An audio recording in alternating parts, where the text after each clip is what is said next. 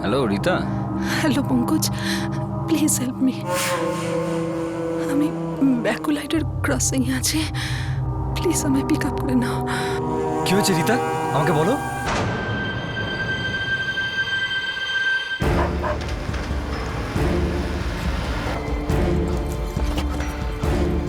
রিতা, রিতা, কি হয়েছে তোমার? পঙ্কজ, এগুলো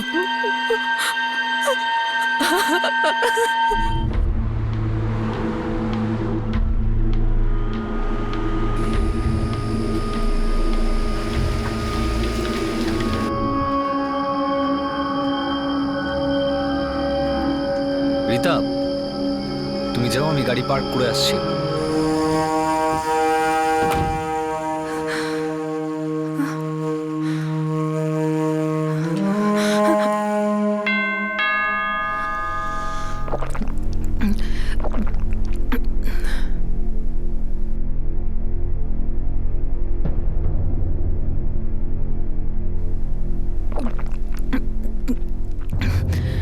রিতা, কি হয়েছে মা? কিছু বল না, কিছু বলছিস না কেন রিতা? পঙ্কজ, পঙ্কজ তোমায় কিছু বলেছে? কি হয়েছে? না আন্টি, কিছু বলছেই না। আমাকে শুধু এটুকুই বললো যে ব্যাকুলাইট ক্রসিং থেকে পিক আপ করে নাও, আর আমি ওকে এখানে নিয়ে এলাম। রিতা, কিছু বলো তো, বলো না কি হয়েছে, সবাই তোমায় জিজ্ঞেস করছে তো। সোনা, কি হয়েছে সোনা?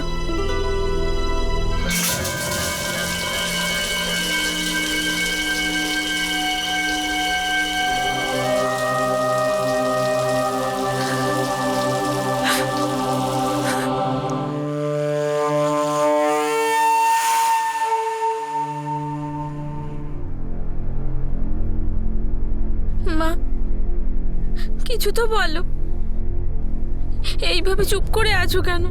প্লিজ মা, আমার খুব ভয় লাগছে। 16ই ফেব্রুয়ারি 2012 কলকাতার 37 বছর বয়সী রীতা গোমস এতটাই খারাপ অবস্থায় বাড়ি ফিরল যে সে তার সঙ্গে হওয়া ঘটনা কাউকে বলতে পারছিল না। অবশেষে যখন তার মা আর তার মেয়ে দুজনে মিলে তাকে চাপ দেয়, তখন রীতা বলে ফেলে। ও বলে যে ওর সাথে কি হয়েছিল। সেই রাতে প্রায় 10:30 নাগাদ রীতা তার কয়েকজন বন্ধুর সঙ্গে একটা পাবে যায়।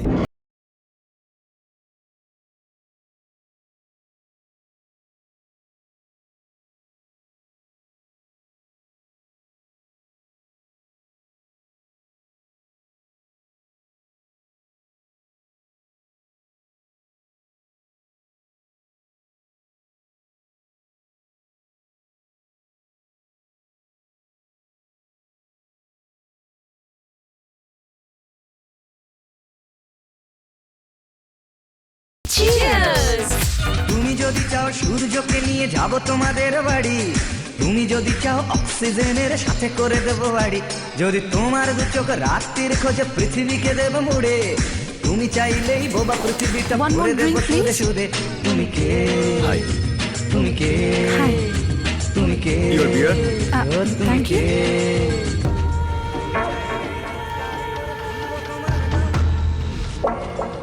স্যার, আপনার হুইস্কি। Thank you. কি শুনছিস? মিউজিকটা দারুণ, ফ্যান্টাস্টিক। আরে মজা তো হবে, ও কারোর ক্লাস নেবে, মজা হবে না?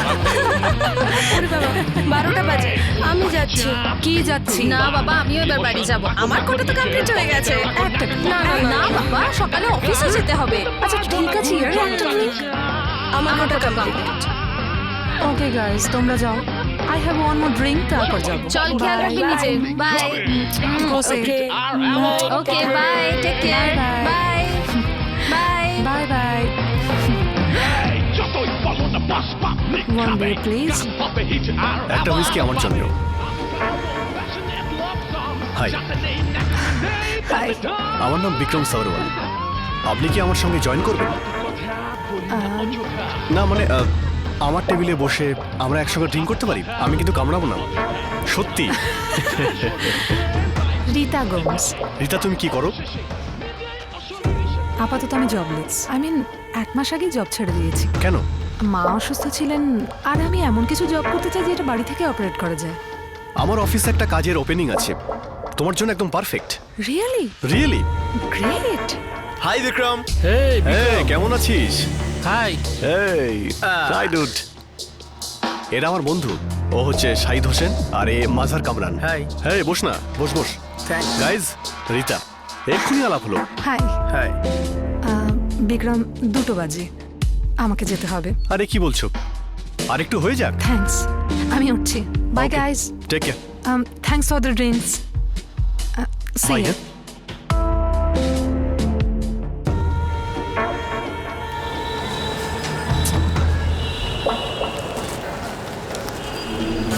দাদা, ট্যাক্সি কোথায়?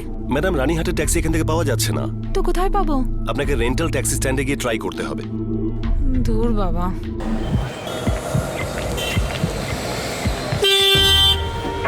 High, hi. আমি কোথাও ড্রপ করে দেবো? No no thanks, I will manage. আমি ট্যাক্সি নিয়ে নেব। আমার মনে হয় না এত রাতে তুমি কোথাও ট্যাক্সি পাবে, তোমার জন্য সেফ হবে না। তুমি আমাকে বলো, আমি তোমাকে ছেড়ে দিচ্ছি, চলে এসো। ঠিক আছে, ওই র্যান্ডাল স্ট্রিটের ট্যাক্সি স্ট্যান্ডে ছেড়ে দিও। কুল, চলে এসো। ওকে, থ্যাঙ্কস।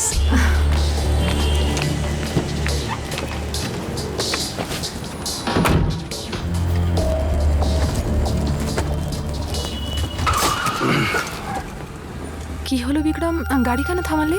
এক সেকেন্ড, ওই শাহিদ আসছে। আচ্ছা। হাই।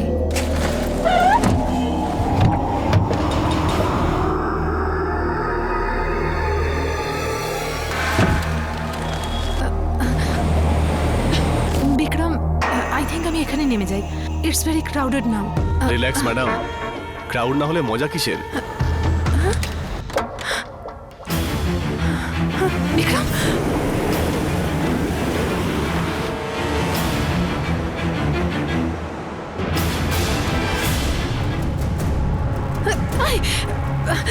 বিক্রম গাড়ি থামাও। গাড়ি তো সবে স্টার্ট হয়েছে, অনেক দূর যাবে। বিক্রম গাড়ি, বিক্রম গাড়ি থামাও। বিক্রম গাড়ি থামাও। বিক্রম,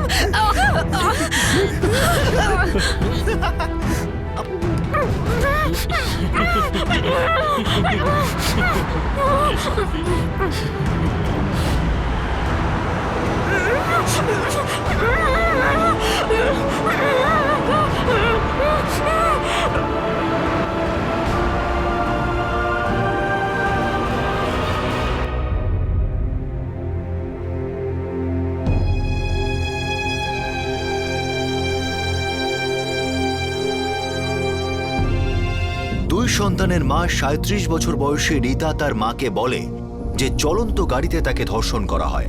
এই খবরটি পুরো পরিবারটিকে নাড়িয়ে দেয় আর রীতা খুবই ভেঙে পড়ে। কিন্তু তবুও রীতা পুলিশের কাছে গিয়ে অভিযোগ করেনি। ও খুবই ভয় পেয়ে গিয়েছিল। ওর মানুষের ওপর থেকে, বিশেষ করে পুরুষের ওপর থেকে বিশ্বাস চলে যায়। 4 দিন ধরে রীতা নিজের বাড়ির থেকে বেরোয়নি। আতঙ্কের কারণে ও নিজেকে গুটিয়ে রেখেছিল।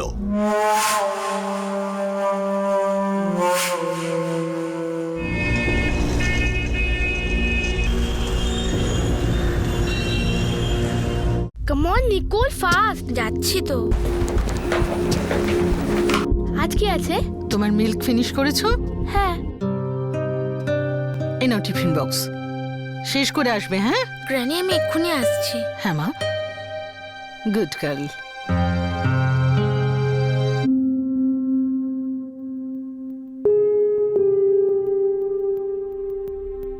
কি করছো মা? জব খুঁজছি সুইটার। মা, হ্যাঁ, তুমি অভিনয় করছো? নর্মাল থাকার অভিনয়? তাহলে আমি কি করব বলো? দুনিয়াকে চিৎকার করে করে বলবো যে আমার সাথে কি হয়েছে? হ্যাঁ মা, চুপ করে থাকলে এই ঘটনা তোমাকে ভূতের মতো তাড়া করবে সারা জীবন। ও একদম ঠিক বলছে রীতা, তোমার এদের বিরুদ্ধে প্রতিবাদ করা উচিত। সেটাই তো পারছি না গ্রানি, ভয় করে। তোমার কেন ভয় লাগছে মা? এটাই যে তোমার কথা কেউ বিশ্বাস করবে না? এইভাবে ভয় পেও না মা। যতক্ষণ না তুমি পুলিশকে কমপ্লেন করছো ততক্ষণ তুমি বিচার পাবে না। কিসের জাস্টিস শোনা? যা হওয়ার তো হয়ে গেছে, সেটা রিভার্স তো হবে না। কিন্তু ওদের তো শাস্তিও হতে পারে। মা, ওরা তো বেশ ঘুরে বেড়াচ্ছে আর অন্য মহিলাদের টার্গেট করছে হয়তো। সবাইকে এটা বলতে ভয় নিশ্চয়ই লাগবে, কিন্তু এটাই সঠিক পথ।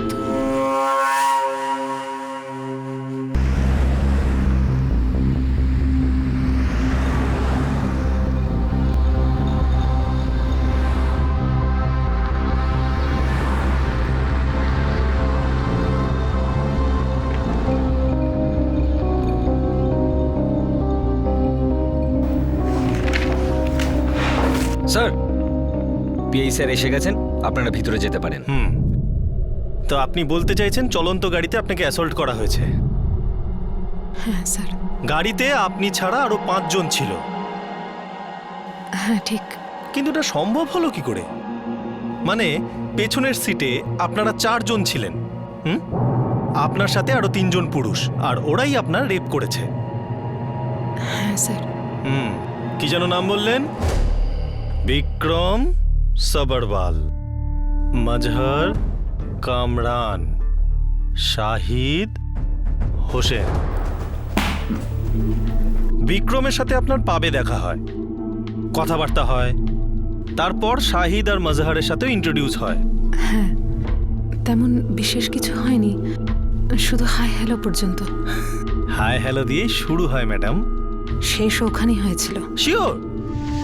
কারণ আপনি ওদের সাথে গিয়েছিলেন, লিফট নিয়েছিলেন, আর তারপর যা হয়েছে। আমি ওদের বলেছিলাম যে র্যান্ডাল স্ট্রিটের ট্যাক্সি স্ট্যান্ডে ড্রপ করে দিতে, আর হঠাৎই ওই 3টে ছেলে গাড়িতে ঢুকে এলো।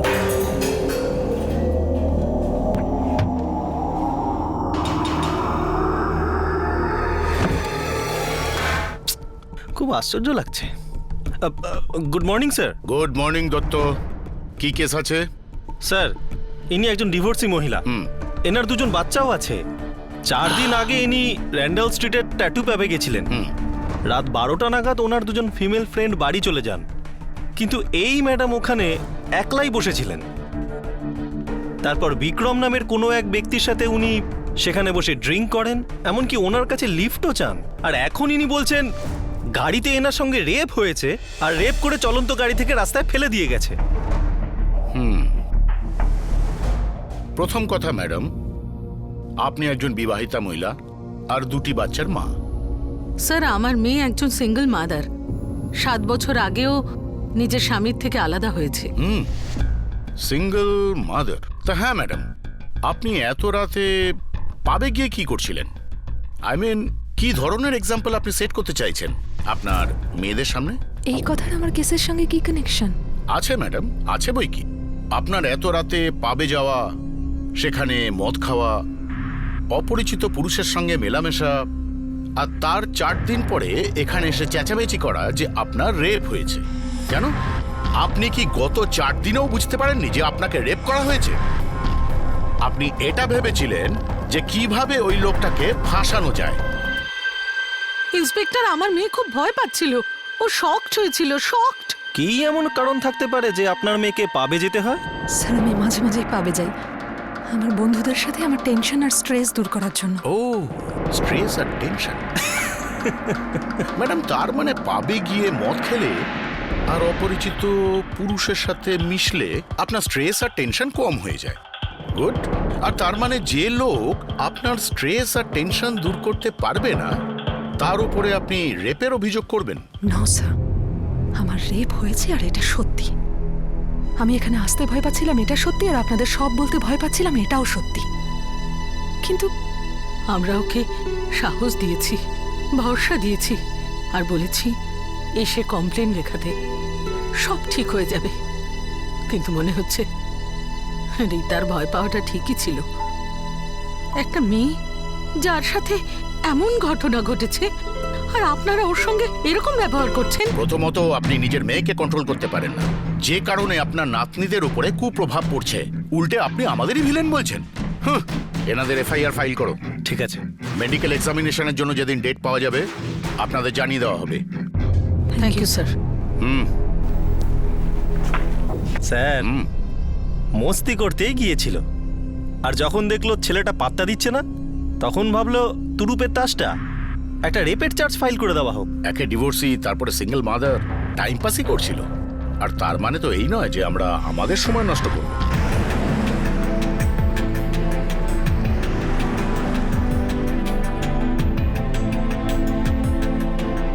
রীতা গোমস তার সঙ্গে হওয়া ধর্ষণের বিরুদ্ধে অভিযোগ করতে ইতস্তত বোধ করছিল।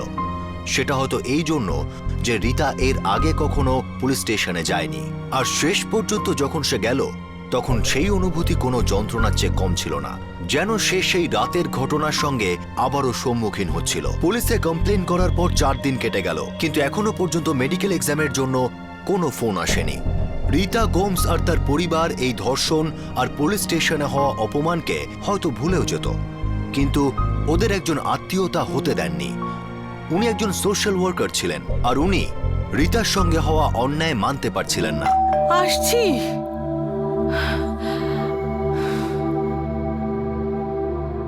আরে তুমি এসো এসো এসো।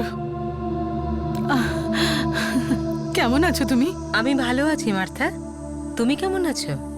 আচ্ছা, তোমরা তো পুলিশ স্টেশনে গিয়েছিলে, কি হলো?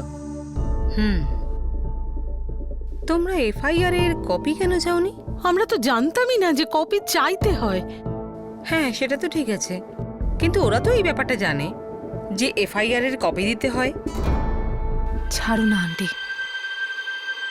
না রীতা, লজ্জা তো ওদের পাওয়া উচিত যারা তোমার সঙ্গে অন্যায়টা করেছে। আমি র্যান্ডাল স্ট্রিট পুলিশের সাথে এক্ষুনি কথা বলছি।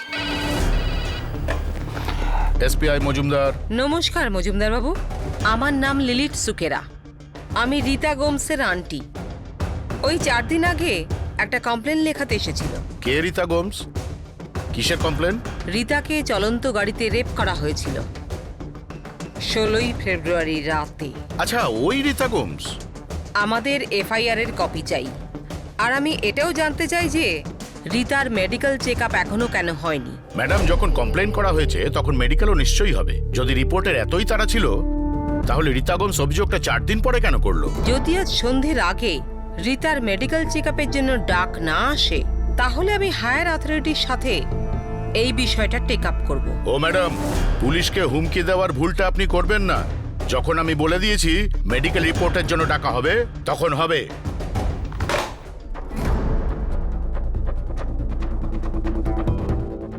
আমরা লড়ব, ওরা আমাদের এইভাবে এড়িয়ে যেতে পারে না। ভাই দত্ত, রীতা গোমস এফআইআর এর কপি চাইছে, মেডিকেলটা করিয়ে দাও।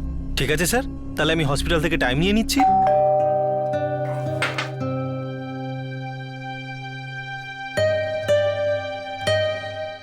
আরে aunty, hello aunty.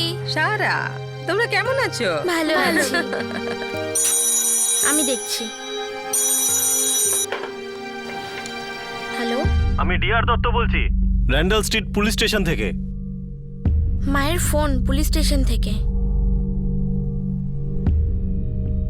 Hello, Rita বলছেন? আমি রীতা গোমসের আন্টি বলছি। রীতা গোমসকে র্যান্ডাল স্ট্রিট হেলথ সার্ভিসে যেতে হবে মেডিকেল এক্সামিনেশনের জন্য। অ্যাপয়েন্টমেন্ট কালকে সকাল 6টায়। Thank you so much. Rita, আমিও তোমার সঙ্গে যাব। 5:45-এ পিক আপ করব, ঠিক আছে? Thank you aunty. থ্যাঙ্কস দেবার কোনো দরকার নেই। তোমাকে স্ট্রং হতে হবে, সাহস রাখতে হবে।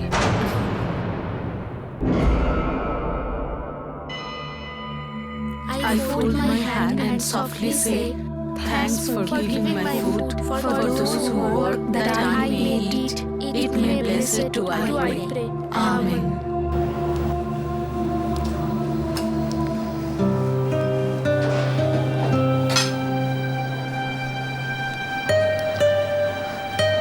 মাম্মা তুমি ঠিক আছো তো? হ্যাঁ বেবি, আমি একদম ঠিক আছি। খাবার খেয়ে নাও। মাম্মা কিছু নিশ্চয়ই হয়েছে, নিকোল আমায় কিছুই বলছে না। সারা, এইসব তোমার জানার দরকার নেই। কেন? নিকোল, সারা, কিছু তো খারাপ হয়েছে, কিন্তু এতটাও খারাপ হয়নি যে তাকে শোধরানো যাবে না। আই নো বেবি, তুমি মায়ের জন্য ভাবো, কিন্তু সব ঠিক হয়ে যাবে। খাবার খাও।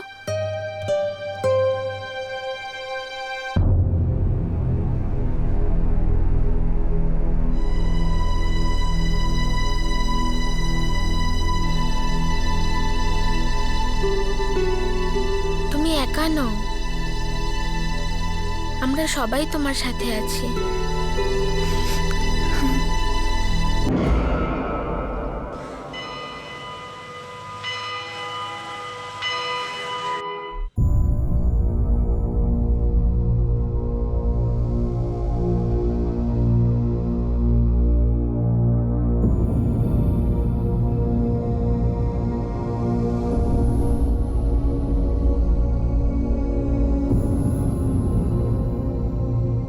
রীতা গোমস, আমি আসুন।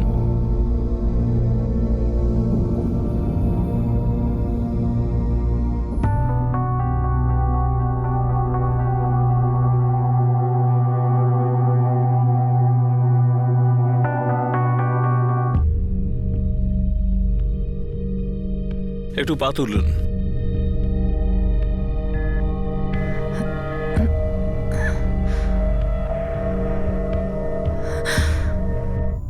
ধর্ষণের কেসে মেডিকেল এক্সাম চলাকালীন একজন মহিলা কনস্টেবলের থাকা অত্যাবশ্যক, কিন্তু এই কেসে তা হয়নি। মেডিকেল এক্সামিনেশন মহিলা ডাক্তারই করে থাকেন, এই কেসে সেটাও হয়নি।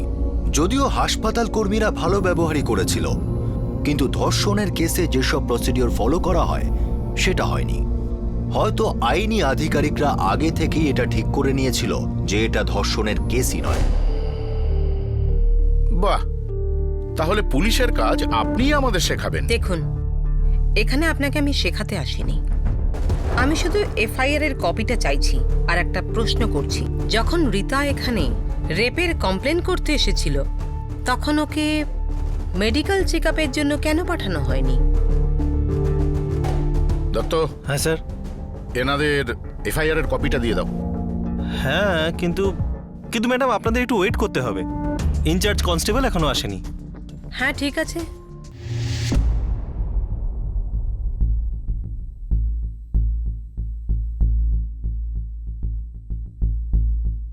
কমপ্লেন 5 দিন আগে করা হয়েছে। আপনারা তো দেখতেই পাচ্ছেন যে ফাইলটা খোঁজা হচ্ছে। তাছাড়া মিসেস গোমস, আপনার স্বামী আপনাকে ছেড়ে দিল কেন? দেখুন, এই প্রশ্নের সঙ্গে এই কেসের কি সম্পর্ক? এফআইআর এর সঙ্গেই বা কি রিলেশন? যেটা খোঁজার আপনারা নাটক করছেন। নাটক আমরা নই, নাটক আপনি করছেন ম্যাডাম। দত্ত। বলুন স্যার। এই অভিযোগ থেকে তো এটাই বোঝা যায় না যে লোকে পাবে কেন যায়। মস্তির জায়গা স্যার। আচ্ছা, দামি দামি মদ, সুন্দর সুন্দর মেয়ে, মায়াবী হাতছানির মহিলা। ও, এইসব ধরনের মহিলা। তাহলে পাবে যাওয়া এই ধরনের মহিলার থেকে তো দূরে থাকাই ভালো। আসলে কি জানো, কেউ যদি রিজেক্ট করে দেয় তাহলে রেপের অভিযোগ লেগে যেতে পারে। বসো রীতা, ওকে বলতে দাও। তোমায় দুর্বল হলে চলবে না, বুঝেছো? স্যার, এই যে এফআইআর এর কপি। এরপর যখন মেডিকেল রিপোর্ট আসবে তখনই জানতে পারবো যে রেপ হয়েছিল নাকি অন্য কিছু। এই নিন। ধন্যবাদ।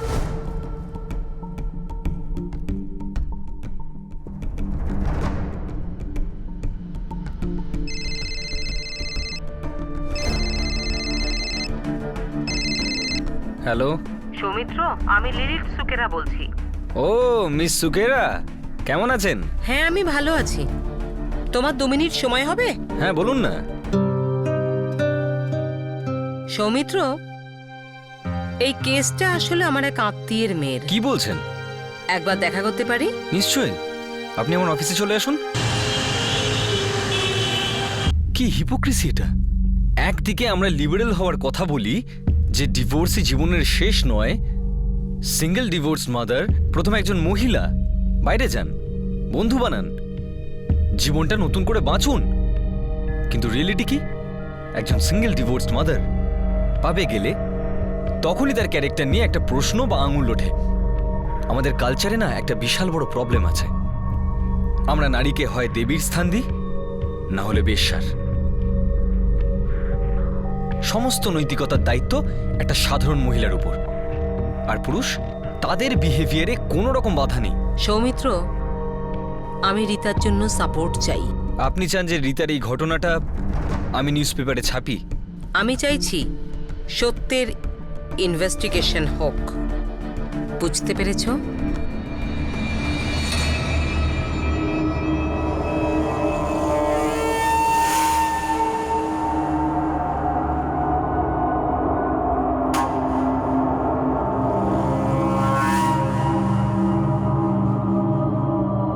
মাম্মা, আজকে তুমি আমার মাথা আঁচড়ে দাও প্লিজ।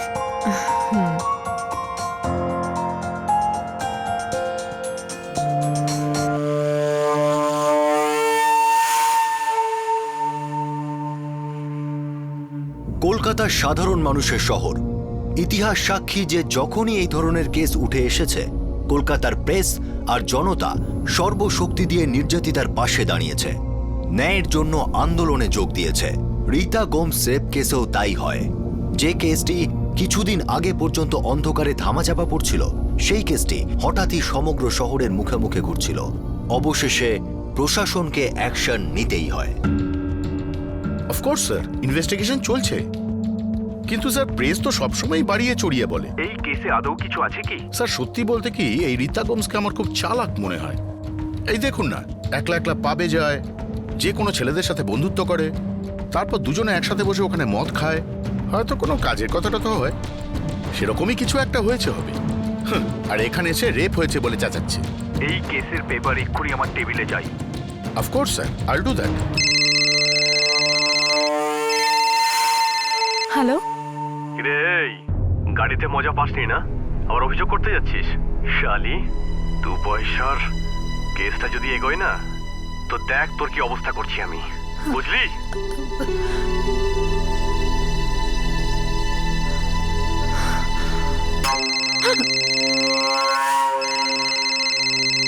তুমি এত ভয় কেন পাচ্ছ? এরকম ফোন কলসে ভয় পেলে চলবে না। যাদের বলা তারা তো বলবেই, ফোনে, তোমার সামনে, তোমার পিছনে। একটা কথা মনে রেখো, যারা এসব বলবে তাদের সংখ্যা খুব কম, কিন্তু এই গোটা শহরের মানুষ তোমার সঙ্গে আছে।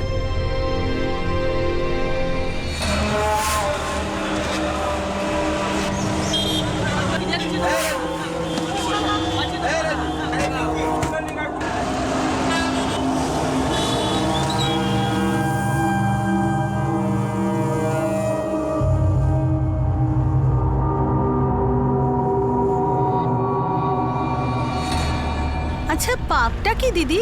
মদের দোকান। ওরে বাবা, একলা একটা মেয়ে এত রাতে ওখানে গিয়েছিল? শুধু তাই নয়, একসাথে বসে অনেক রাত অব্দি গল্পও করেছে। এ মা, ছি, কোনো ভালো মেয়ে এইসব জায়গায় যায় নাকি? আরে ওর স্বামী ওকে ছেড়ে দিয়েছে। এখন বোঝা যাচ্ছে কেন ছেড়েছে। এই কারণেই ছেড়ে দিয়েছে। মনে হচ্ছে ও কোনো ভালো মহিলা নয়, ওই রকম ধরনেরই মহিলা হবে। হ্যাঁ। হ্যালো। ম্যাডাম, আমি নিউ ইন্ডিয়া পেপার থেকে বলছি, কিছু প্রশ্নের উত্তর দেবেন? হ্যাঁ বলুন। ম্যাডাম, আমরা খবর পেয়েছি যে আপনি কোনো একটা এসকর্ট সার্ভিসে আছেন, আর ওই দিন রাতে যে সেক্স হয়েছিল সেটা আপনার মর্জি মতোই হয়েছিল, আর আপনি নাকি শুধু শুধুই অ্যাডমিনিস্ট্রেশনকে বদনাম করছেন। এইসব মিথ্যে শুনেছেন আপনি? এইসব মিথ্যে। আমি কোনো এসকর্ট সার্ভিসের সঙ্গে যুক্ত নই। আমি একজন সিঙ্গল মাদার, আমার দুটো মেয়ে আছে যাদের জন্য আমাকে দিনরাত পরিশ্রম করতে হয়, আর ওই রাতে যা হয়েছিল সেটা রেপ ছিল, সেক্স নয়। আপনি নিজেও একজন মহিলা, সেক্স আর রেপের মাঝের পার্থক্য আপনি নিশ্চয়ই জানবেন। জানা আছে কি না?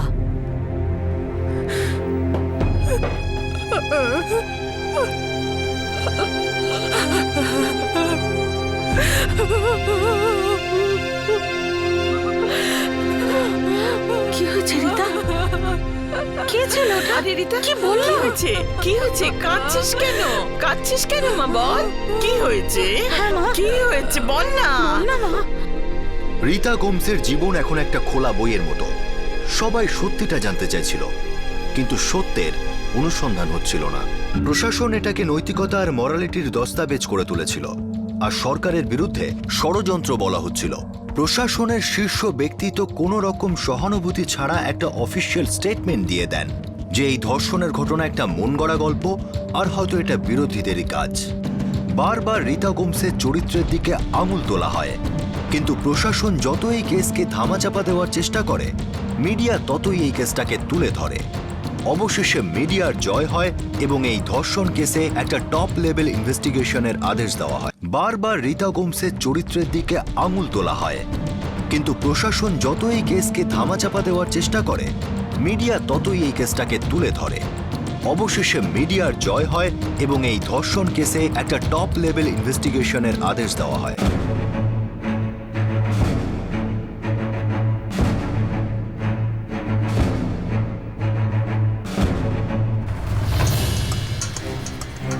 অনুরাধা, এই কেসটা এখন হাত থেকে বেরিয়ে গেছে, শহরে আগুন লাগতে পারে। জানি স্যার, আমি নিউজ ফলো করেছি। মিনিস্ট্রি থেকে অর্ডার আছে ডিসিপি লেভেলে এনকোয়ারি হোক। আপনি আমাকে কনসিডার করছেন স্যার? ইয়েস অনুরাধা, কিন্তু আমি শুধু জানতে চাই আসল সত্যিটা কি, সেদিন রাতে ওখানে কি হয়েছিল। হয়ে যাবে স্যার, আমি এই কেসের সত্যটাকে বের করে আনবো। Well done. Vikram Sabharwal, major Kamran আর শাহিদ হোসেন। ম্যাম, আমি র্যান্ডাল স্ট্রিট পুলিশ স্টেশনের ইনচার্জের সঙ্গে কথা বলেছি, কোনো কাজ এগোয়নি। রীতা গোমসের মেডিকেল রিপোর্ট 25শে ফেব্রুয়ারি করা হয়েছে, ঘটনার 9 দিন বাদে, আর এফআইআরও করা হয়েছে 4 দিন বাদে। রিপোর্ট কবে আসবে? কাল দুপুরে। আমি রীতা গোমসের সাথে কথা বলবো।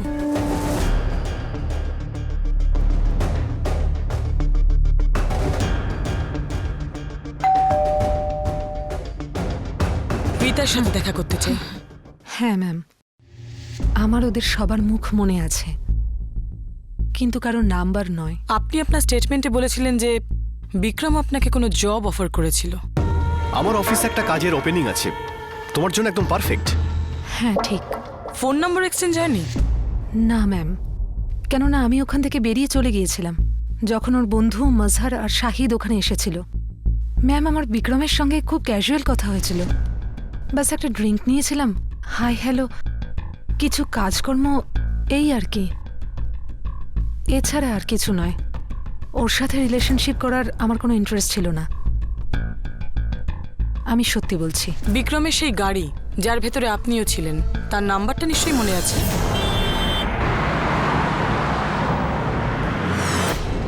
না ম্যাম, আমার একটুও ডাউট হয়নি যে এমন কিছু হতে পারে। আর সবকিছু হয়ে যাওয়ার পর যখন ওরা আমাকে বাইরে ফেলে দিল, আমি এত শক ছিলাম যে নাম্বার নোট করার কথা মনেও আসেনি। আমরা পাবে জিজ্ঞাসা করে নেব। ম্যাম, ম্যাম, যখন আমার ফ্যামিলি আমাকে প্রেশার দিল ওদের বিরুদ্ধে কমপ্লেন ফাইল করার জন্য, তো আমি বিক্রম সাবরওয়ালকে মাই ফ্রেন্ড বুকে খুঁজেছি।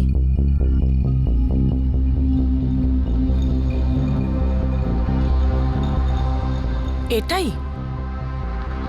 না ম্যাম, নাম এক, শহর এক, কিন্তু এ সেই বিক্রম নয়। কিন্তু একটা বিষয় খুব অদ্ভুত, এর ফ্রেন্ড লিস্টে ওই দুটো নামই আছে, মজহার কামরান আর শাহিদ হোসেন। ওকে, আমি প্রোফাইল চেক করছি। কোনো লাভ নেই ম্যাম, এদের প্রোফাইল পিক ব্ল্যাঙ্ক আছে।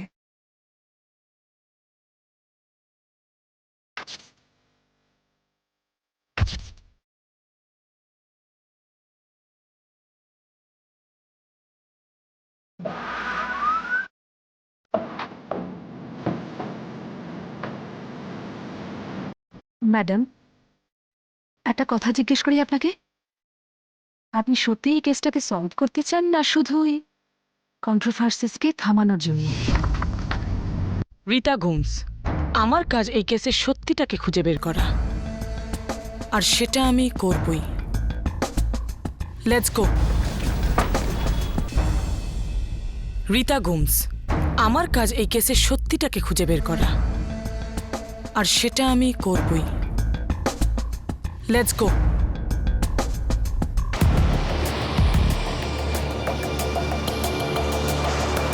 কিন্তু ম্যাম, রীতা গোমস বলছিলেন যে ইনি এই লোক নন যার সঙ্গে উনি পাবে দেখা করেছেন। আর এর নামও বিক্রম বলছে। আমি তো এর মধ্যে ডিপার কনস্পিরেসি দেখতে পাচ্ছি অফিসার্স।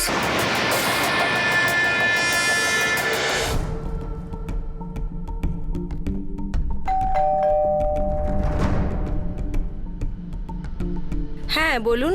বিক্রম সাবরওয়াল বাড়িতে আছে? বিক্রম দাদা তো বাড়িতে নেই। তাহলে আর কে আছে? আমি হলাম বিক্রমের বাবা, মুকেশ সাবরওয়াল। বলুন, কি ব্যাপার? আপনার ছেলে বিক্রম সাবরওয়াল কোথায়? ও তো অস্ট্রেলিয়াতে আছে। কবে থেকে আছে অস্ট্রেলিয়াতে? এই ধরুন ফার্স্ট উইক অফ জানুয়ারি থেকে আছে। 16 ফেব্রুয়ারি রাতে বিক্রম কোথায় ছিল? ফার্স্ট উইক অফ জানুয়ারি থেকে আমার ছেলে বিক্রম অস্ট্রেলিয়াতে আছে। ন্যাচারালি 16 ফেব্রুয়ারিতে ও ওখানেই থাকবে। কিন্তু কেউ তো আমাকে বলবেন যে বিষয়টা কি। আমার বিক্রমের সব ইমিগ্রেশন পেপারস আর ডকুমেন্টস চাই শীঘ্রই। ওগুলো আমার অফিসে আছে। ওটা আমার অফিসে চাই, ক্রাইম ব্রাঞ্চ হেডকোয়ার্টার। কিন্তু আমাকে আপনারা এটা তো বলুন যে হচ্ছেটা কি।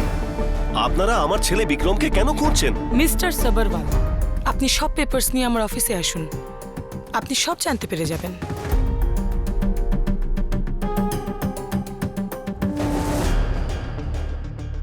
ম্যাম, আমার তো মনে হচ্ছে নতুন কোনো গল্প তৈরি করছে ওরা। ম্যাম, বিক্রম যদি 1 জানুয়ারি থেকে অস্ট্রেলিয়াতে থাকে, তাহলে 16 ফেব্রুয়ারি রীতা গোমসের সঙ্গে কি করে দেখা করলো?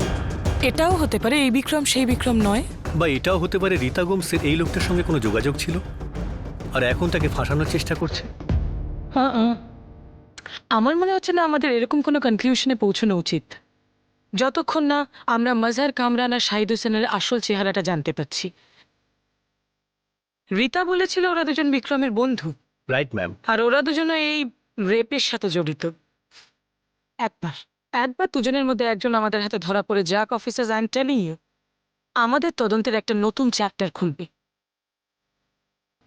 আমরা সত্যের দিকে আরো এক ধাপ এগিয়ে যাব।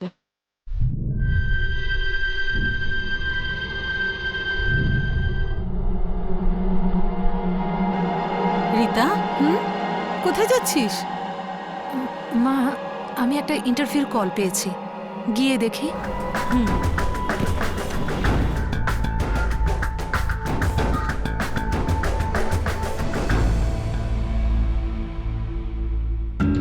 বিক্রম সাব্বরওয়ালের নাম মিল ছিল কিন্তু মুখ নয়। তাহলে কি একই নামের দুজন ব্যক্তি ছিল, নাকি অন্য কোনো খেলা চলছিল? আর কেই বা এই খেলোয়াড়? ক্রাইম ব্রাঞ্চ রীতা গোমস কেসের সত্যতা জানার জন্য আকাশ পাতাল এক করে দিয়েছিল। কিন্তু যেমন ভাবে অনুসন্ধানের গভীরতা বাড়ছিল, সত্যের নতুন নতুন অধ্যায় খুলে যাচ্ছিল। কিছু পুলিশ আধিকারিক আর প্রশাসনের কিছু অফিসারের প্রথম থেকে রীতা গোমসের উপর সন্দেহ ছিল। বিষয়টি এখন আরো জটিল হয়ে পড়েছিল আর একটা গুরুত্বপূর্ণ জায়গায় এসে দাঁড়িয়েছিল। ক্রাইম ব্রাঞ্চের অফিসার ডিসিপি অনুরাধা সরকার এই কেসটাকে ক্লোজ করতে চাইছিলেন। তার কাছে সত্য, শুধু সত্যরই মূল্য আছে। কাল রাতে আমরা আপনাদের দেখাবো এই কেসের শেষ ভাগ। নমস্কার, আদাব। আজ রাতে ক্রাইম পেট্রোল 10 থেকে আমরা পেশ করছি ওয়েস্ট বেঙ্গল কলকাতায় হওয়া রীতা গোমস রেপ কেসের শেষ ভাগ, যেটা সাম্প্রতিককালে পুরো দেশকে নাড়িয়ে দিয়েছে। তারপর ম্যাম, আমার তো মনে হচ্ছে নতুন কোনো গল্প তৈরি করছে ওরা। ম্যাম, বিক্রম যদি 1 জানুয়ারি থেকে অস্ট্রেলিয়াতে থাকে, তাহলে 16 ফেব্রুয়ারি রীতা গোমসের সঙ্গে কি করে দেখা করলো? এটাও হতে পারে এই বিক্রম সেই বিক্রম নয়, বা এটাও হতে পারে রীতা গোমসের এই লোকটার সঙ্গে কোনো যোগাযোগ ছিল আর এখন তাকে ফাঁসানোর চেষ্টা করছে। আমার মনে হচ্ছে না আমাদের এরকম কোনো কনক্লুশনে পৌঁছানো উচিত যতক্ষণ না আমরা মজহার কামরান আর শাহিদ হোসেনের আসল চেহারাটা জানতে পারছি। রীতা বলেছিল ওরা দুজন বিক্রমের বন্ধু। Right ma'am. আর ওরা দুজনে এই রেপের সাথে জড়িত। একবার দুজনের মধ্যে একজন আমাদের হাতে ধরা পড়ে যাক officers, I am telling you, আমাদের তদন্তের একটা নতুন চ্যাপ্টার খুলবে। আমরা সত্যের দিকে আরো এক ধাপ এগিয়ে যাব।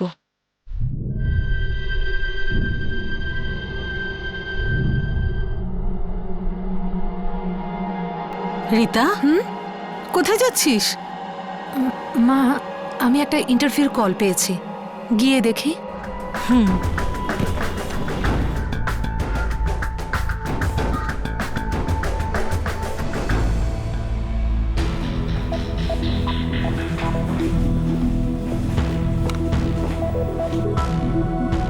দেখে নিন, এগুলো সবই আমার ছেলের ইমিগ্রেশন পেপারস। ম্যাম, এবার তো বলুন আসলে ব্যাপারটা কি? আপনারা কেন আমার ছেলেকে খুঁজছেন?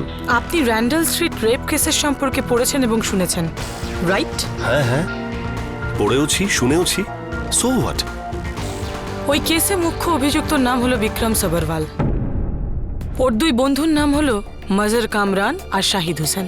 আমার মনে হচ্ছে দেয়ার ইজ সাম কনফিউশন, কারণ আমার ছেলে তো এখন দেশের বাইরে আছে। হ্যাঁ, সেটা তো দেখতেই পাচ্ছি। কিন্তু হ্যাঁ, এই মাজার আর শাহিদ এই দুজনই আমার ছেলের বন্ধু, আর ওরা এখানেই আছে। অ্যাড্রেস? আমার বাড়ির একেবারে সামনে, র্যান্ডেল স্ট্রিট। এই নিন।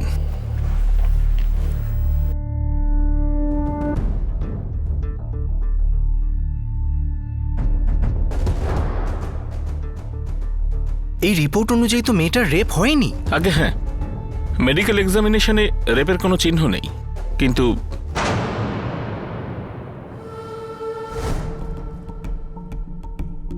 রেপ হওয়ার 9 দিন পর প্রায়শই খুব মুশকিল হয়ে যায় মেডিকেলি প্রুফ করতে। মানে রেপ হয়ে থাকতে পারে? হতেও পারে, আবার নাও হয়ে থাকতে পারে। কিন্তু ডক্টর, আপনার রিপোর্টে তো আঘাত আর চোটের চিহ্ন আছে। আগে হ্যাঁ রয়েছে চিহ্ন, হাতেতে, গলাতে, পিঠে আর পায়েতেও। ডক্টর, আপনি এক্ষুনি বললেন অ্যাসল্টের 9 দিন পরে প্রায়শই মেডিকেলি রেপ প্রমাণ করা মুশকিল হয়ে থাকে, কিন্তু এই ইনজুরিয়াস বলছে কিছু একটা হয়েছিল। যদি আঘাতের উপর বেস করে বলি তবে হ্যাঁ। ডক্টর, আপনি কি এই আঘাত দেখে বলতে পারেন যে এটা কতদিনের পুরনো? অ্যাকচুয়াল টাইম তো বলতে পারবো না, তবে এই চোট খুব তাজাও নয় আর পুরনোও নয়। Thank you so much doctor.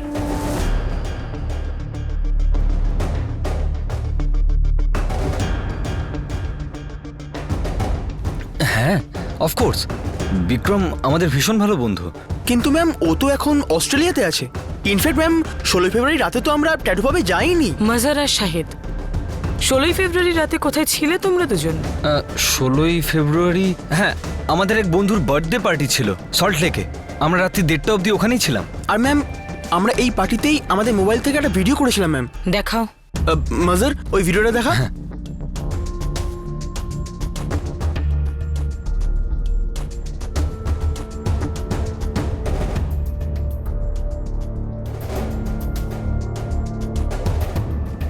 ও হচ্ছে শাহিদ হোসেন আর এ মাজার কামরান। স্যার, এরা ওই দুজন নয়।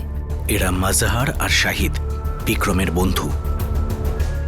স্যার, এরা ওই দুজন নয় যে মাজহার আর শাহিদকে আমাকে পাবে দেখানো হয়েছিল, আর যারা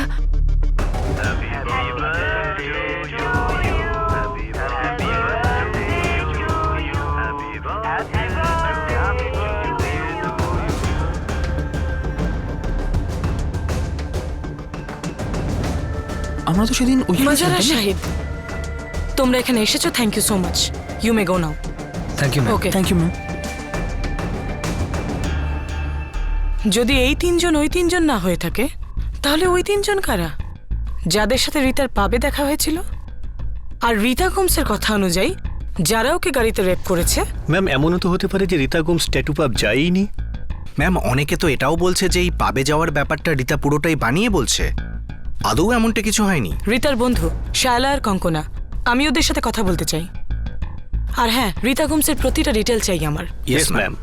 বিক্রম সবরওয়াল, মজর কামরান আর শাহিদ হোসেন, যখন এই 3 জনকে ট্রেস করা হলো, তখন জানা গেল যে এরা সেই 3 জন নয় যাদের রীতা পাবে দেখেছিল। তাহলে এই 3 জনের পরিচয়ের আর তাদের নামের কনফিউশন কি ছিল? আসলে কারা ছিল এই 3 জন? আগে হ্যাঁ, আমি, রীতা আর কঙ্কনা 16 ফেব্রুয়ারি রাতে পাবে গিয়েছিলাম, আর 12টা নাগাদ আমরা দুজনেই ওখান থেকে বেরিয়ে যাই। আর রীতা ওখানে একা ছিল? আগে হ্যাঁ, ওর আরো একটা ড্রিঙ্ক নেওয়ার ছিল, ওখানেই থেকে গেল। যখন তোমরা দুজন ওখানে ছিলে, তখন তোমরা কি বিক্রম বা তার বন্ধুদেরকে দেখেছো বা নোটিস করেছো? কারণ রীতা বলছিল ওদের সাথে ওর ওখানেই দেখা হয়েছিল। আগে না, আমরা ওদেরকে দেখিনি। হয়তো আমরা চলে যাওয়ার পর ওদের সঙ্গে দেখা হয়েছে। শায়লা আর কঙ্কনা, আপাতত তোমরা দুজন যেতে পারো, দরকার পড়লে তোমাদের সাথে আবার কথা হবে।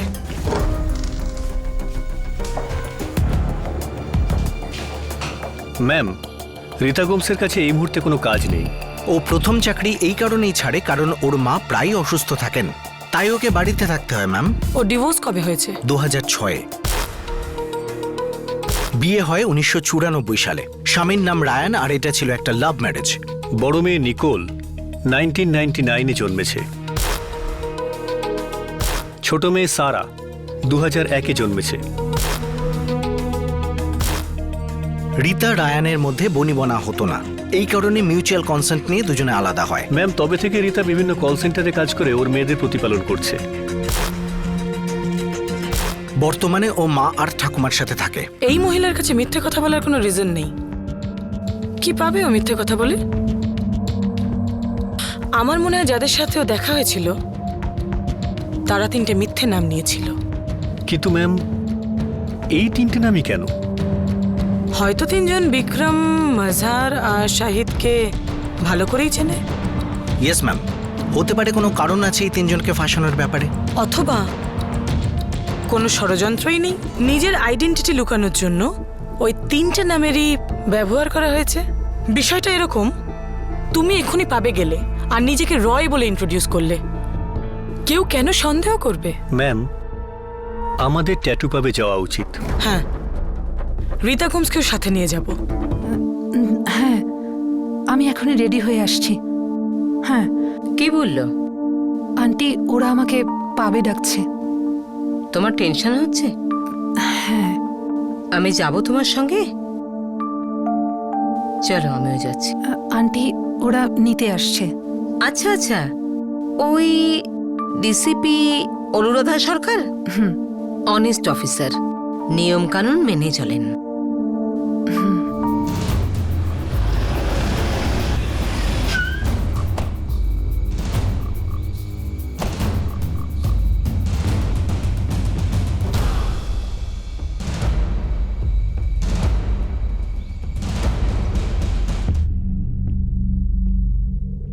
ওই রাতে এক্স্যাক্টলি কি হয়েছিল বলো। ম্যাম, ওই রাতে আমি আমার দ্বিতীয় ড্রিঙ্ক অর্ডার করার জন্য এখানে এসেছিলাম, এই কাউন্টারে, যখন ওই লোকটা আমাকে এখান থেকে হাই বলেছিল। 1 more drink please. Hi. Hi ma'am, your drink. তারপর আমি আমার বন্ধুদের কাছেই ফিরে গিয়েছিলাম, ওইখানে শ্যালা আর কঙ্কনার কাছে। যখন তোমার প্রথমবার ওই বিক্রমের সাথে দেখা হয়েছিল তখন তোমার বন্ধু শ্যালা আর কঙ্কনা এখানেই ছিল পাবে? হ্যাঁ ম্যাম। তুমি ছিলে ওই দিন ডিউটিতে? হ্যাঁ ম্যাডাম, সেদিন ওই লোকটা হুইস্কি খাচ্ছিল। ম্যাম, শ্যালা আর কঙ্কনা এখান থেকে 12টায় চলে গিয়েছিল। বাই। চল, খেয়াল রাখবি নিজের। Bye. Go safe. Okay okay, bye, take care. Bye. তারপর আমি এখানে আরেকটা ড্রিঙ্ক অর্ডার করতে আসি। 1 beer প্লিজ। একটা হুইস্কি আমার জন্যও। হাই। হাই। আমার নাম বিক্রম সাওয়ারওয়াল। ওই লোকটাও ওই সময় এখানে আসে আর সেও নিজের জন্য দ্বিতীয় ড্রিঙ্ক অর্ডার করে। হ্যাঁ ম্যাডাম, উনিও অর্ডার করেছিলেন। তারপর ম্যাম, আমি ওর সাথে ওখানে ওই টেবিলে বসেছিলাম। রীতা, তুমি কি করো? আপাতত আমি জবলেস। ম্যাম, আমরা খুব একটা বেশি কথা বলিনি। ও আমাকে ওর অফিসে জব অফার করলো, তখনই ওর বন্ধু মজহার আর শাহিদ ওখানে এলো। তাই ডুড, এরা আমার বন্ধু। ও হচ্ছে শাহিদ হোসেন আর এ মাঝহার কামরান। তারপর ম্যাম, আমি ওখান থেকে চলে যাই। তারপর তোমার সাথে বিক্রমের বাইরে আবার দেখা হলো। ও নিজের গাড়ির ভেতর ছিল আর মজহার ওর পাশে বসেছিল, right? Yes ma'am. Hi. Hi. আমি কোথাও ড্রপ করে দেবো? যখন বিক্রম তোমাকে লিফট দেওয়ার জন্য তোমার কাছে এলো তখন ওর সাথে মজহারও ছিল গাড়িতে, তাই তো? Yes ma'am. ও ফ্রন্ট সিটে বসেছিল, আমি পেছনের সিটে বসি। কিছুক্ষণ বাদে বিক্রম গাড়িটাকে গেটে দাঁড় করালো। তারপর 3জন আচমকা গাড়িতে ঢুকে এলো, পেছনের দরজা খুলে, যেখানে আমি বসেছিলাম। হাই।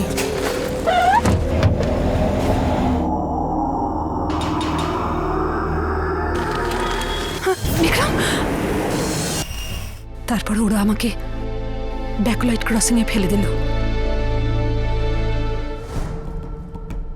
আপনার পাবে সিসিটিভি নেই? আছে তো ম্যাডাম। আমার 16ই ফেব্রুয়ারি রাতের ফুটেজ চাই। Sure madam. আপনার পার্কিং স্টাফ গাড়ির রেকর্ড নিশ্চয়ই রাখে? অফকোর্স রাখে ম্যাডাম, আমাদের পার্কিং লটেও সিসিটিভি ক্যামেরা আছে। খুব ভালো, আমার ওই ক্যামেরারও ফুটেজ চাই। অবশেষে সত্যিটা প্রকাশ পেতে চলেছিল। দুধের থেকে জল আলাদা হওয়ার সময় এসেছিল। হ্যাঁ, যদি সিসিটিভি ফুটেজকে বিকৃত করা হতো তাহলে অন্য কিছু হতে পারত, কিন্তু তার চান্স খুব কম ছিল, একরকম অসম্ভব।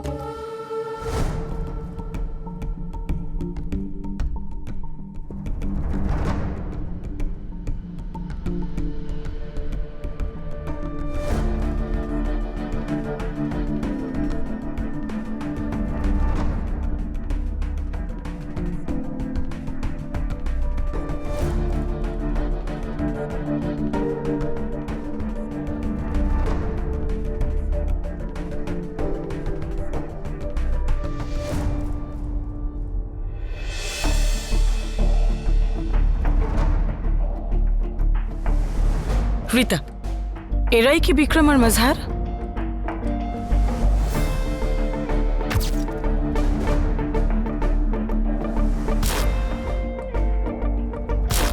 হ্যাঁ ম্যাম, এই বিক্রম আর মজহার। এই আর এটা কি ওই গাড়িটাই? হ্যাঁ ম্যাম।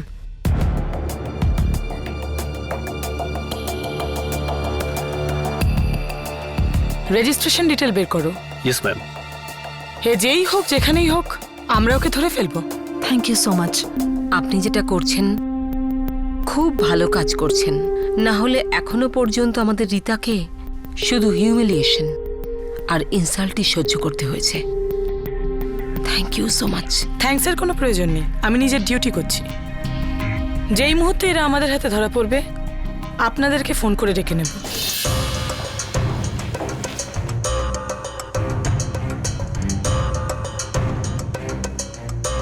ম্যাম, এটা ওই গাড়িটারই পেপার। এই গাড়িটার মালিক কোনো রমেশ মেহতা, যাদবপুরের বিজনেসম্যান। এখানে শেক্সপিয়ার সরণিতে ওনার অফিস আছে। ওনাকে ইনফর্ম করো, আমরা আসছি।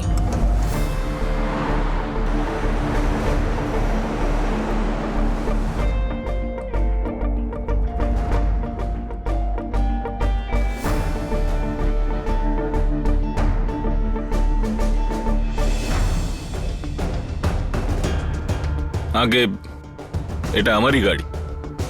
আরে কে? এ তো আমার ছেলে মিকি। মিকিকে কোথায় পাবো? গাড়িটা এখন আছে কোথায়? আপনারা এগুলো আমাকে কেন জিজ্ঞেস করছেন? আপনার ছেলে একটা রেপ কেসে involve mister Mehta.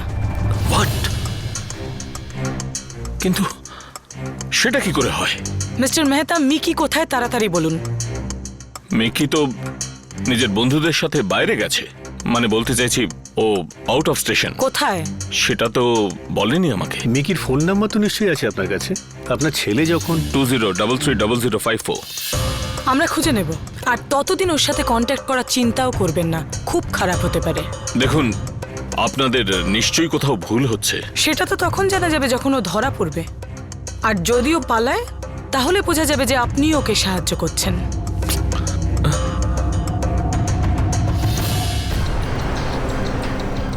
Okay, thank you. মিকির সেলফোনের current location Howrah station. Exact location বের করো।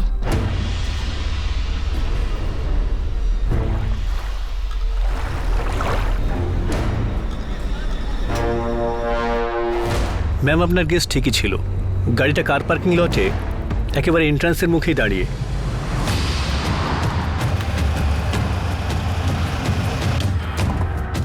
ম্যাম, ওই যে গাড়িটা। আর সেলফোনের লোকেশনও স্টেশনের আশেপাশেই রয়েছে। ওকে বাইরে আসতে দাও, আমরা এখানেই ওয়েট করব।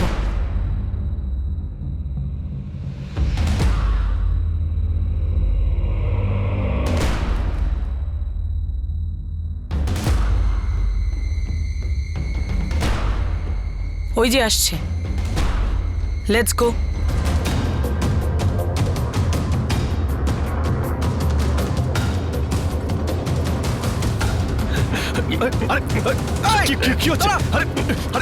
ক্রাইম ব্রাঞ্চ মিকি মেহতা, তোমার সাথে একটু ডিসকাস করার আছে, নিয়ে চলো। চল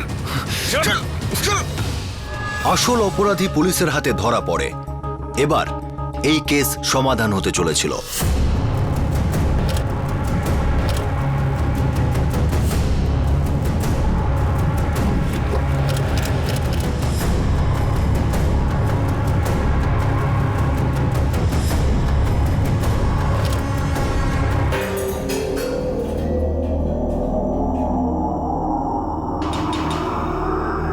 ঘোষ, এই এদিকে এদিকে।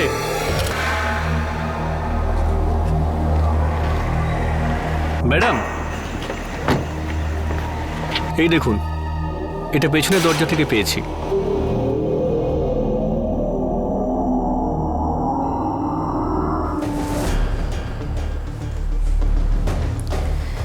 সবার আগে নাম। আমি জানি তুমি মিকি মেহতা। তুমি? জাভেদ শেখ। সেই রাতে তোমার সাথে আরো 3 জন ছিল, কোথায় তারা? একজন উসমান ছিল, ও জাভেদের দাদা। আরেকজন পারভেজ আলম, আর তৃতীয়জন সাদিক মির্জা। তুমি রীতাকে নিজের নাম বিক্রম সবরওয়াল বলেছ, আর বাকি 2 বন্ধু মজার কামরান আর শাহিদ হোসেনের নাম বলেছে। তুমি কি এই 3 জনকে চেনো?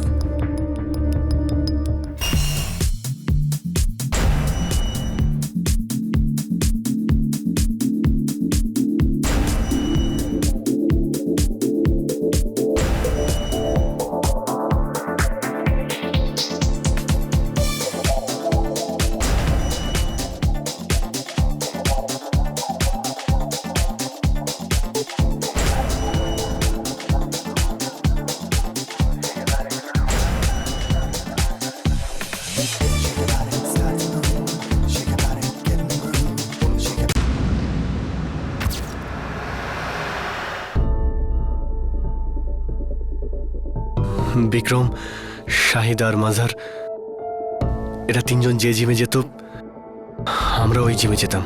ওদের নাম কেন জড়ালে? ওদের সাথে কোনো শত্রুতা? না ম্যাডাম, আমাদের কারোর নাম তো ব্যবহার করতেই হতো, তাই ওদের নাম নেই। শুধু অপরাধ করার জন্য ওদের নাম টেনে আনলে? ম্যাডাম, আমি ওই মহিলাকে রেপ করিনি, আর আর আমিও করিনি। তাহলে কে করেছে? ওসমান। ও তোমার দাদা? হ্যাঁ। আর তোমরা ওখানে বসে বসে দেখতে থাকলে, আর মিকি তুমি গাড়ি চালাচ্ছিলে। এদিকে ওসমান ওই মহিলাকে রেপ করতে থাকলো, আর তারপর ওকে আহত অবস্থায় তোমরা গাড়ির বাইরে ফেলে দিলে। বাকি 3 জনকে তাড়াতাড়ি হাজির করো, আর রীতা গোমসকেও ডাকো।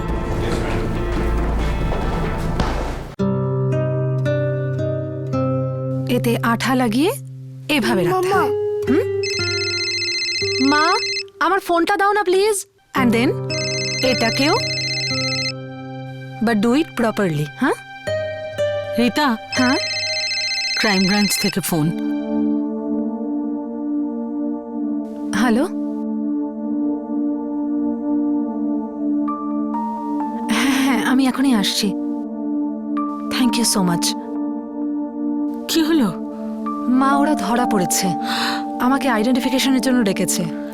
আমি ঘুরে আসছি। আমিও তোর সঙ্গে যাচ্ছি। না না মা, নিকোলার সারার কাছে কাউকে থাকতে হবে, আমি ঘুরে আসছি। মা, আমি যাব তোমার সাথে? না, শোনা, থ্যাংক ইউ সো মাচ, আইল ম্যানেজ। হুম।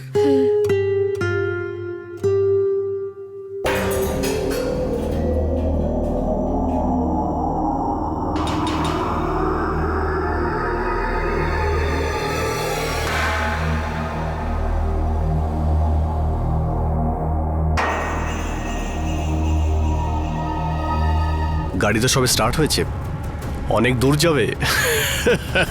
হ্যাঁ স্যার, এরা ওরাই। ও নিজের নাম আমাকে বিক্রমই বলেছিল, আর ওই ছেলেটার সঙ্গে এই বলে পরিচয় করেছিল যে ওর নাম মাজহার কামরান।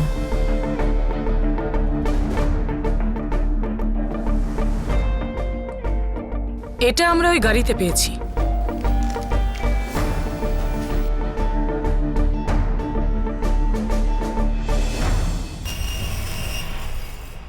ম্যাম এটা তো আমারই। ওই ছেলেটার আসল নাম মিকি মেহতা, এক বিজনেসম্যানের ছেলে। আর যেই দুই বন্ধুকে ও মাজার কামরান আর শাহিদ হোসেনের নামে ইন্ট্রোডিউস করিয়েছিল, ওই দুজন হলো জাভেদ আর উসমান শেখ। ওরা দুই ভাই। আর বাকি দুজন হলো পারভেজ আলম আর সাদিক মির্জা। নিজের নাম বদলে দিয়েছিল যাতে চিনতে অসুবিধে হয়। অন্য মেয়েদের সঙ্গে এমনই করেছে হয়তো। হতে পারে, কিন্তু এখন অব্দি এরকম কোনো কমপ্লেন্ট আমার কাছে আসেনি। হয়তো প্রতিবার এরা আলাদা পদ্ধতি ব্যবহার করে। ম্যাডাম, এই দুই ভাই ওসমান আর জাভেদ শেখ যাদবপুরে থাকে। লেদারের ফ্যামিলি বিজনেস আছে। চতুর্থ পারভেজ আলম কালীঘাটে থাকে, ওরও লেদারের বিজনেস। পঞ্চম জন সাদিক মির্জা, গড়িয়ায় মোবাইলের দোকান আছে ওর। আমি সবাইকে কাস্টাডিতে চাই অফিসার। Yes ma'am. আচ্ছা রীতা, এরা দুজন বলতে চাইছে যে রেপ শুধু ওসমান করেছে, সত্যি কি? হ্যাঁ ম্যাম, কিন্তু এরা আগে থেকেই প্ল্যান করেছিল। যদি আমি না হতাম তো অন্য মেয়ের সাথে করত। সবকিছু আগে থেকে ঠিক করে রেখেছিল। কেননা ওই ছেলেটি, যার নাম আপনি ওসমান বললেন, ও কন্ডম ব্যবহার করেছিল। আমার ভুলটা কি ছিল ম্যাম? যে আমি একজন সিঙ্গল মাদার আর জীবনটাকে নিজের মতো করে বাঁচতে চাই। আমার ঘুরে বেড়াতে ভালো লাগে, পাবে যেতে ভালো লাগে। পাবে গিয়ে একটা বিয়ার খেয়েছি বলে এটা এত বড় অন্যায় যে আমি যে কোনো টম ডিক অ্যান্ড হ্যারির কামনার শিকার হতে পারি। সবাই আমার মোরালিটিকে মাইক্রোস্কোপের নিচে রেখে বিচার করছে, আমাকে নোংরা নোংরা কথা বলছে, লুজ ক্যারেক্টার অ্যানাউন্স করছে। চালু বাজারের মেয়ে, না জানি আরো কত কি। লুক রীতা, এ ব্যাপারে তোমাকে শক্ত হতেই হবে। তোমার নিন্দে পুরুষ করুক বা মহিলা, এই সব কিছুকে সামলে তোমার নিজের জীবন নিজের মতো করে বাঁচতে হবে, তাই না?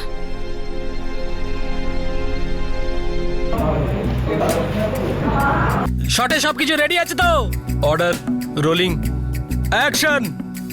আরে এটা গেল কোথায়? আরে লাশটা কোথায় গেল? কোথায় গেল? আরে দেখিনি আমি। কাট ইট।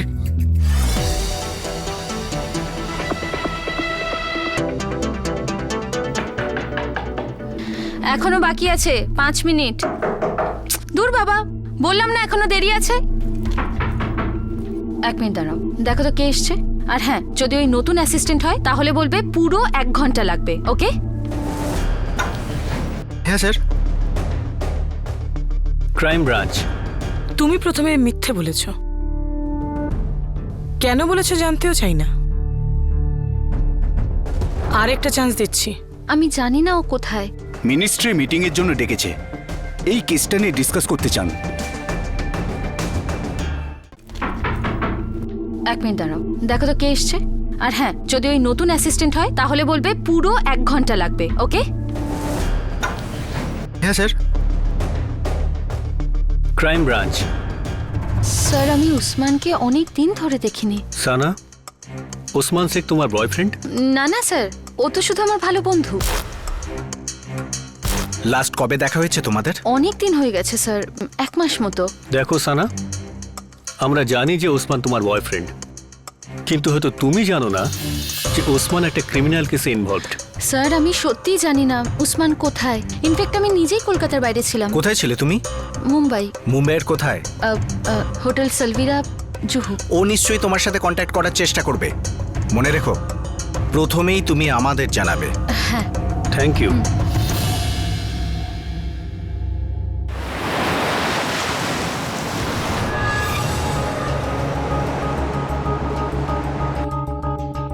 হ্যাঁ স্যার, হোটেলের রেজিস্টার আমি চেক করেছি, আর রিসিপ্টটা আমার হাতেই আছে স্যার। সানা কি ওই হোটেল উঠেছিল? হ্যাঁ স্যার, আর উসমানও ওর সাথেই ছিল। রুমটা ওর নামেই বুক ছিল, আর ওর সিগনেচারও রয়েছে। Thank you inspector. তুমি প্রথমে মিথ্যে বলেছ। কেন বলেছো জানতেও চাই না। আর একটা চান্স দিচ্ছি। বলো ওসমান কোথায়? ম্যাম, আমি সত্যি বলছি, আমি জানি না ও কোথায়। আর শুটে অফিসারদের দেখে আমি সত্যি ঘাবড়ে গেছিলাম। ম্যাম, গড প্রমিস, আমি এটাও জানতাম না যে উসমান এতটা নোংরা কাজ করেছে। ওসমান নিজের বাড়িতে কন্ট্যাক্ট করা বন্ধ করে দিয়েছে। স্বাভাবিক ব্যাপার, ও সব জানতে পেরে গেছে যে আমরা ওকে খুঁজছি। কিন্তু আমার পুরো বিশ্বাস আছে ও কখনো না কখনো তোমার সাথে ঠিক কন্ট্যাক্ট করবে। যতই হোক তুমি ওর গার্লফ্রেন্ড ছিলাম। এরকম লোকের কে বা গার্লফ্রেন্ড হবে? ও যেই আমাকে কন্ট্যাক্ট করবে আমি সেই মুহূর্তেই আপনাকে জানিয়ে দেব।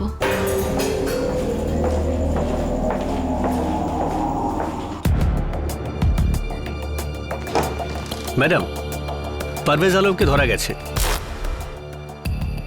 ওকে ওর বাড়ি থেকেই ধরা গেছে, কালীঘাটে। Very good. ওসমান আর সাদিকের কোনো খবর? ওদেরকে এখনো ট্রেস করা যায়নি। রেড অ্যালার্ট ইস্যু করো। ওর ঘর, এলাকায় আর আড্ডার জায়গায় নজর রাখো। Yes ma'am.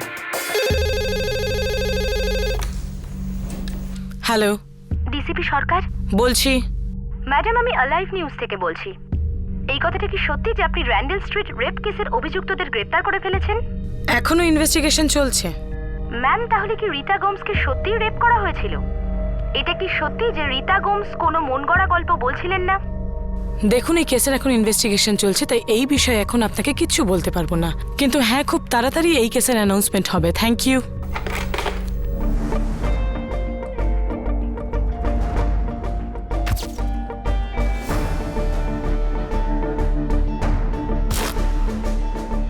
বইগুলো ঠিকঠাক নিয়েছিস তো? Compass box? হ্যাঁ, সব নিয়েছি, শুধু টিফিনটাই আমার। তোমার টিফিন। হ্যাঁ হ্যাঁ, দিয়ে রেখে দিই। সারা, নিজের টিফিন পুরোটা খাবে কিন্তু। মা, তুমি হার মানোনি, লড়াই করেছো। I am proud of you মা। তোমার সাপোর্ট ছাড়া এটা পসিবল ছিল না নিকোল।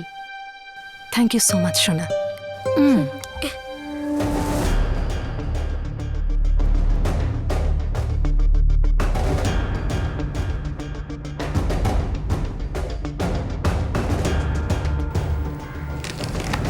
তুমি খুব ভালো কাজ করেছো। Well done. Thank you very much sir. Ministry meeting এর জন্য ডেকেছে। এই কেসটা নিয়ে ডিসকাস করতে চান। আপনি আপনার ডিপার্টমেন্টের টপ অফিসারদের চিন্তাধারাকে ভুল প্রমাণ করেছেন।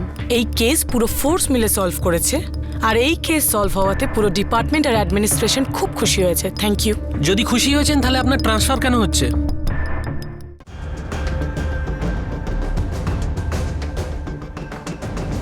তুমি খুব ভালো কাজ করেছো। Well done. Thank you very much sir. Ministry meeting এর জন্য ডেকেছে। এই কেসটা নিয়ে ডিসকাস করতে চান।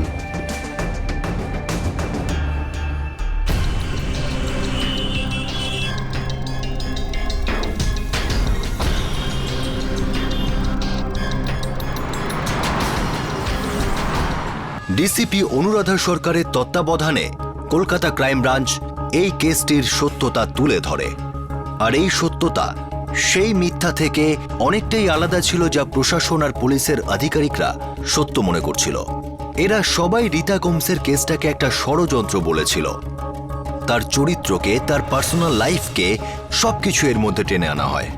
আর এখন সেই সমস্ত আধিকারিকরা লজ্জায় মুখ লুকোতে বাধ্য হচ্ছে। ম্যাডাম, কিছুই তো জানি না। দিদি যদি আই নো দ্যাট। ডিসিপি সরকার, আপনি কি প্রথম থেকেই জানতেন যে রীতা গোমস কোনো গল্প বানাচ্ছেন না? আমি আগে থেকেই কিছু ঠিক করি না। আপনি আপনার ডিপার্টমেন্টের টপ অফিসারদের চিন্তাধারাকে ভুল প্রমাণ করেছেন। সরি, আপনার প্রশ্নটা ঠিক নয়। আমার ডিপার্টমেন্টের সাথে আমার কোনো লড়াই নেই।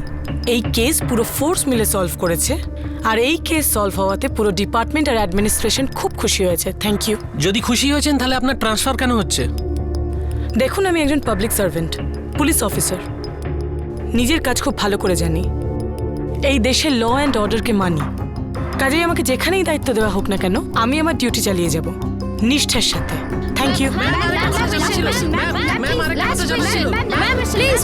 এই চলে যান আপনারা। আর না ম্যাম। ইয়েস, আমরা আপনাকে মিস করব। থ্যাঙ্কস।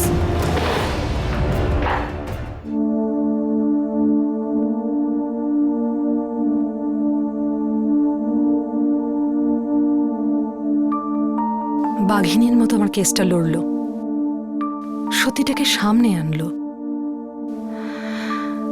শেষে উনি কি পেলেন আন্টি? সত্য যারা বলে আর সত্যিটাকে যারা খোঁজে, তাদের বন্ধু কম, শত্রুই বেশি হয়। সত্যি একটা বিষাক্ত ওষুধের মতো, যেটা শুধু সাহসী মানুষেরাই হজম করতে পারে। আর ডিসিপির মধ্যে সাহসের কোনো খামতি নেই। উনি যেখানেই যাবেন সত্যি ঠিক বেরিয়ে আসবে। ধৃত সমস্ত অপরাধীর বেল অ্যাপ্লিকেশন রিজেক্ট হয়ে যায়। 2 অপরাধী এখনো গ্রেফতার হওয়া বাকি। এই কেসের তদন্ত এখনো চলছে। রীতা গোমস সত্যি কথা বলছিলেন না, তিনি বিরোধীদের এজেন্ট ছিলেন আর না কোনো ষড়যন্ত্রের ঘুঁটি। মিথ্যে কাহিনী বলার তার কাছে একটাও কারণ ছিল না, কিন্তু তার কথা কেউ শুনছিল না। কিন্তু একজন লেডি অফিসার খুবই সেন্সিটিভলি আর কঠোরভাবে এই কেসটার সত্যতা উদ্ঘাটন করেন। যেই পুলিশ কর্মীরা রীতাকে অপমান করেছিল, তার চরিত্রের দিকে আঙুল তুলেছিল, তাদের সাসপেন্ড করে দেওয়া হয়। কিন্তু দুর্ভাগ্যের কথা হলো সাহসী আর সত্যের সিপাহী ডিসিপি অনুরাধা সরকারকে বদলি করে দেওয়া হয়েছে। তিনি এখন এই কেসের ইনচার্জ নন। এই কেসটি আমাদের সমাজের হিপোক্রেসিটাকে সামনে নিয়ে আসে। যখনই কোনো মহিলা নিজের মতো করে জীবন কাটাতে চায়, যদি কোনো পাবে গিয়ে একটা ড্রিঙ্ক নিতে চায়, তখন সমাজের সমস্ত অনুশাসন তার উপর ঝাঁপিয়ে পড়ে, তাকে বেইজ্জত করে ছাড়ে। আর যদি আনফর্চুনেটলি তার সম্মানের উপর হামলা হয়, তাহলে বলা হয় যে এই সমস্যা সে নিজে ডেকে এনেছে, সে নিজেই এর জন্য দায়ী। কিন্তু পুরুষদের ক্ষেত্রে কি? মহিলাদের আচরণের জন্য 1 মাইল লম্বা লিস্ট, কিন্তু পুরুষদের জন্য সবকিছুর অধিকার আছে। একজন মহিলার ধর্ষণকারীর মরালিটির উপর এত ডিসকাশন কেন হয় না? যখন কথা হয় মহিলাদের বিহেভিয়ারের, তখন আমরা কালচারকে সামনে আনি। কিন্তু একজন রেপিস্ট কি এই ঘুণ ধরা কালচারের অংশ নয়? পুলিশ আর প্রশাসনের প্রবীণ আর দায়িত্বশীল লোকেরা এই কেসে খুব সিরিয়াস ভুল করেছে। একটা ল অ্যান্ড অর্ডারের সিচুয়েশনে একজন মহিলার ব্যক্তিগত জীবন, তার মরালিটি, তার সম্মানকে বিনা কারণে এই সব কিছুর মধ্যে আনা হলো। নিরপেক্ষ হয়ে ন্যায় দেওয়ার বদলে মানুষের ব্যক্তিগত চিন্তা আর বিচারকে গুরুত্ব দেওয়া হয়, যখন একটা যোগ্য প্রশাসনের এই সমস্ত কিছু থেকে দূরে থাকা উচিত। অপরাধের অনেকটা অংশীদার আমরাও।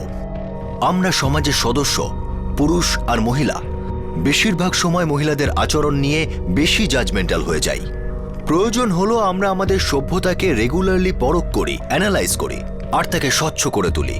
যে ধারণা, যে আইডিয়া সময়ের সঙ্গে বদলায় না, সেটা সমাজের জন্য বিষাক্ত হয়ে ওঠে। পুরনো প্রথাগুলিকে বেদবাক্য ধরে নেওয়াটা ইঙ্গিত যে এর থেকে ভয়ঙ্কর অপরাধ জন্ম নেবে। যদি আমরা সময়ের সঙ্গে পা মেলাতে চাই, সত্যের চোখে চোখ মেলাতে চাই, তাহলে আমাদের বুঝতে হবে যে আয়না সবসময় আমাদের সামনে থাকে, পিছনে নয়।